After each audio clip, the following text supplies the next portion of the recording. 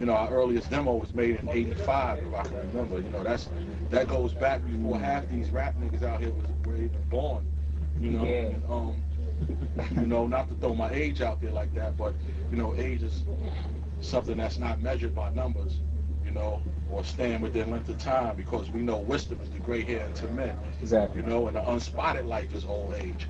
Right. But you know, just to throw that out there, that's how long ago we do it now, but it was in our heart. You know, you got cats out there, they just think about making money before they think about making records. So they go in the studio with the idea of trying to make a hit instead of Exactly. going in and doing them Right. and doing what they feel in their heart, and you know, doing what they feel is right for them. They going in thinking about, oh, I gotta make a love song, I gotta Right. make this next banger, I gotta make a love song. You know, females buy songs, so we gotta target them. We gotta Right. hit this. We need, you know, you get caught up in all this other. You just gotta do you. However the song is gonna come, it's gonna come out. Right. You know, and if it's an up tempo beat, more than likely it might be a club song. Right. You know, but Right. brothers be so twisted. You know, if they hear a club beat, then they feel they got to be in the club on a song. They got to be at the bar, buying the bar up.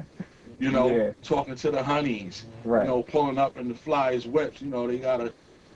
And it wasn't like that years ago. You know, when a brother had a fast beat, you know, Kane might have had many beats that could have been rocked in the club, as he did. But he wasn't always in the club. He was always talking some Lyrical. lyrical shit. Yeah. Here I am, R-A-W, a terrorist, here to bring trouble to.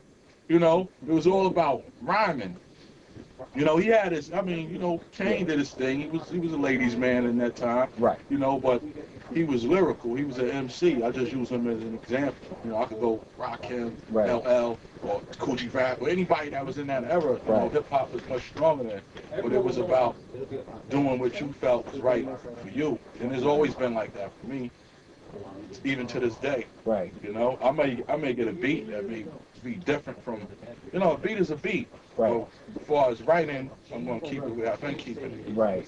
You know, When you mention the term MC, or just to mention the term MC, I always think of you as an MC. Define what MC means to you. lyrical. You know, flow, Mm. wittiness, intelligent. I mean, to me, lyrics should be intelligently clever. Intelligently clever. It doesn't have to be deep, complex, but it should make you think. You know, I have a line where I say half these rap lyrics ain't thought provoking, just a lot of beef till it get caught in smoke. But the problem is never cured. On top of that, many niggas be swinging wild, then drop the bat. You know, Mm. spectators they watch the human drama. This rat cat all in the street without his armor. You know what I'm saying? So Mm. rhymes should be thought provoking. It Right. should have something, you know, it should be like a piece of history that you carry in your pocket, something you Mm. can walk with. That's MCing to me. That's taking. It's like when Ross said I could take a phrase that's rarely heard, flip it. Now it's a daily word because that's what he did. Right. You know, and nowadays it's just a whole bunch of similes that MCs think are metaphors. You Exactly. know, I'm tall like this, I'm big like that, I'm hard like that. And Right. sometimes it's ridiculous. I mean, they're doing them, I guess, Right. but it's not. You know, I don't think they're putting their all into it. I don't think Right. you don't even have to put your all, but I don't think they're putting Any effort at all. any effort, Yeah. you know, to write something clever. Everything is just, you know, is the same. So MCing for me is just about being lyrical, Mm. being sharp, being Right. swift. Like I said, I've lived for this. This is all we used to do. Right. This is all I used to do. I used to just sit down and think of ways to just put stuff together. Think of ways of. We used to dream about battling a nigga the next day or something like, I can wait till, you know. Right. It was Exactly. in us, but it was all respectful. It was never a disrespectful thing how it is nowadays. We never used to get disrespectful until one time. I mean, one time we battled this crew called the Diss Masters, and I see why they were called Diss Masters. You know, he was from Bed-Stuy. They had a Right. song called. Their biggest song was called "Small Time Hustler." You know, and they lived around the corner from me. And me and Dirty battled them, and they was coming with all kind of foul profanity, and Hmm. your mother this, your mother that, and it damn near got into a fight because we Wow. never used to come like that. But after we went home, we started writing rhymes like that just to hold and just to have. But Right. Right. that wasn't what we were really about. We were just about keeping it lyrical, keeping that flow, Right. keeping it sharp. Okay. Can I ask you a question real quick? How do you feel about the respect that Wu-Tang gets now compared to everybody else?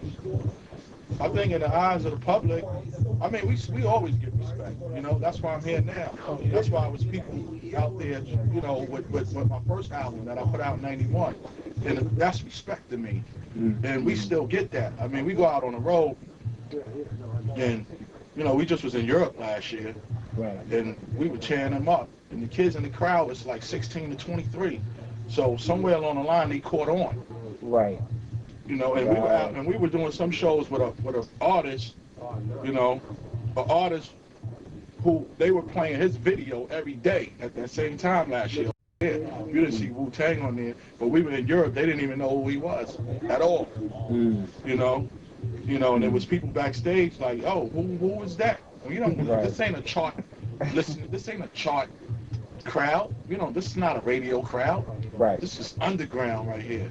So the respect is still there. It's just not on TV like it used to be. We're not on TV, all on TV like we used to be. We're not all on radio. Right. You know, but we still there. And I think people are still waiting for something to come out. And if nothing ever comes out again, it's still going to be that love and that respect. And because we laid it down already. You know? Right. Favorite Wu record of all time? Favorite Wu album of all time? Oh, mine? Yours. I don't know if I have a favorite Wu record. I mean, there's so many that I love for many different reasons, man. I could go on, you know, I love Triumph. I love Triumph, you know. When I first heard Inspect the Deck on that track, I didn't even want to go anywhere near it. So I was like, how can you go behind that? How can you follow that up? You know, and the way that beat was kicking. You know, it's many different tracks like that. Was any on top of that? My favorite album would probably be Wu-Tang Forever. Would probably be my favorite, Wu-Tang Forever, as far as Wu-Tang albums. So, you know, it's many different songs I like. What'd you think of the Cop Shop store? Oh, I love it, man. Nice vibe in here, you know, love and respect. Treat a brother real well, very well. You know, it was good to see fans was lined up with albums, the first album, the second album, the third, posters, even other Wu-Tang Clan members' albums, you know, waiting here. It's just a great thing, man, you know? It's just a great thing. Not to have anything out 2 or 3 years, so it's a good thing. Yeah. So.